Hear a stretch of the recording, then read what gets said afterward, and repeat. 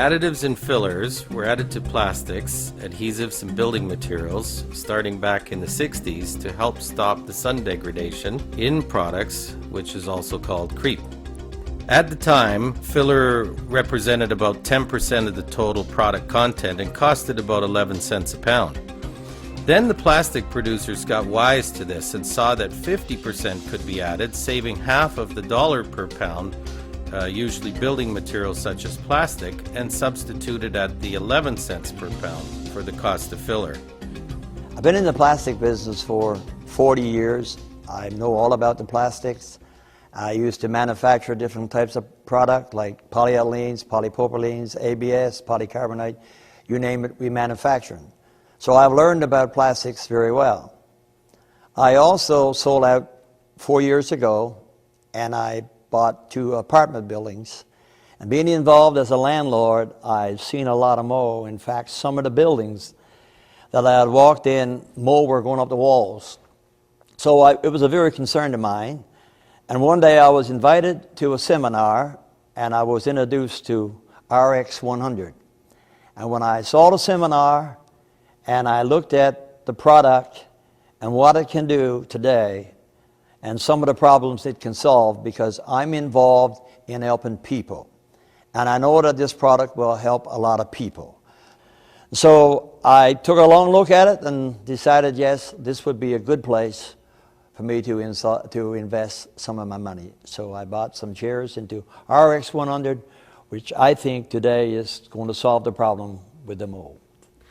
By the time the plastics engineers figured out the sweet point and realized too much filler dropped off the physical properties and therefore limited the content to acceptable standards, which was around the 50% mark.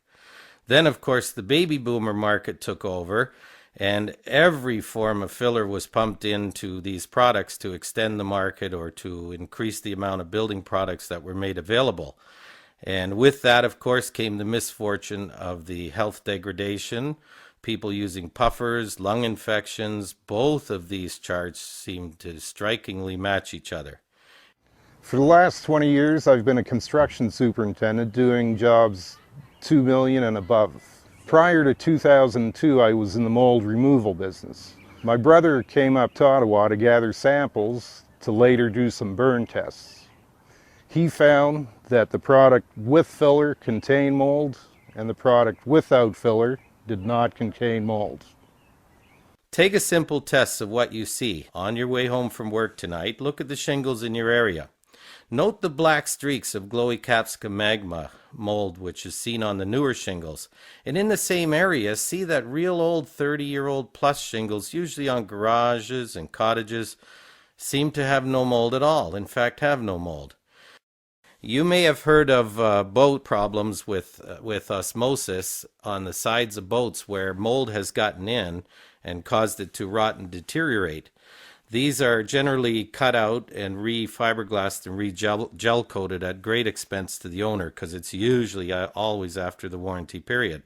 My own boat was personally redone on both sides because the filler had, of course, turned to mold, and of course the whole sidewalls were rotted away. And this was, in fact, a 5-year-old boat. Siding shares the same problem. If you look at aluminum siding or whether it's vinyl siding itself, both of them have filler in the paint on the aluminum and filler in the vinyl on the vinyl siding. And if you look up close, you'll see little colors, usually gray, green, or black, and those are the start of the definite mold problem. Rockwool and fiberglass has phenyl formaldehyde binder, and inside of phenyl formaldehyde is 50% filler. And while we're speaking of binders, we're also speaking of adhesives. So inside of all forms of glues and adhesives, you'll always find filler, at least 50% of it. And of course, with it comes the mold. If you look in showers and around windows, clear caulking or clear vapor barrier has absolutely no mold, yet opaque vapor barriers and colored caulking always has mold.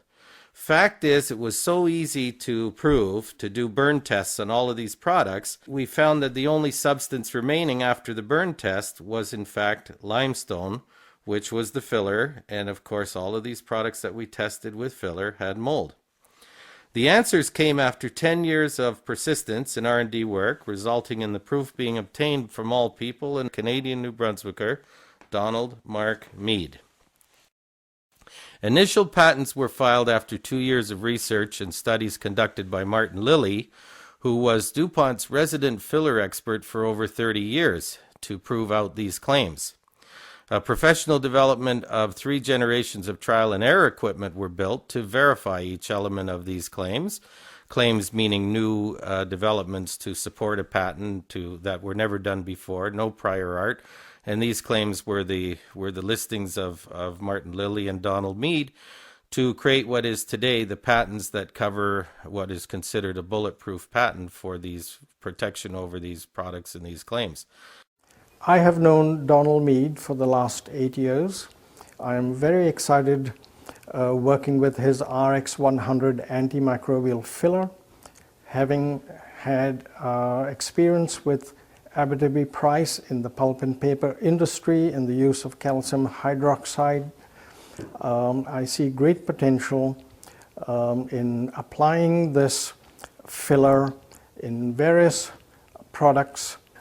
I sincerely believe that RX100 will be the filler of the future. During the same time of plant productions, 100 customers received the RX100 fillers and put them into regular product runs across a wide spectrum of parts and components in Canada and United States, to which not a single product failure has been reported or occurred to date. Another patent was then filed intensifying protectionism around the synthetic carbide lime, causing the need to categorize the antimicrobial filler. Staff at a clinical study lab was hired to conduct even more international testings on controls designed to fully evaluate the filled products, second, the RX100 filled products, and thirdly, products with no filler at all. And all 3 proved beyond a shadow of a doubt that these results are correct.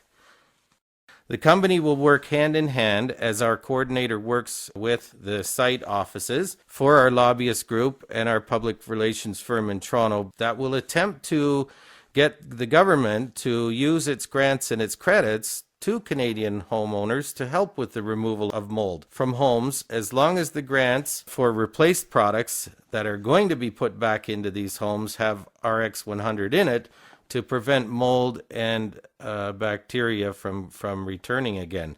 And of course, being tested for 99 years, the government will be assured that there's no risk to putting back these kind of products.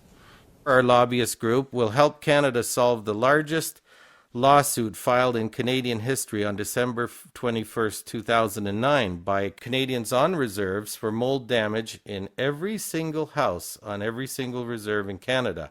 They're suing to replace all the products that have mold, and the problem with that is if they're not careful, they'll be replacing it with the products that have the same filler and of course returning with the same mold.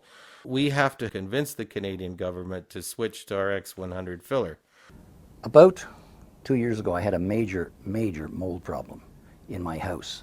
It probably cost in the range of $150,000 to $200,000 to remove it. It was very serious.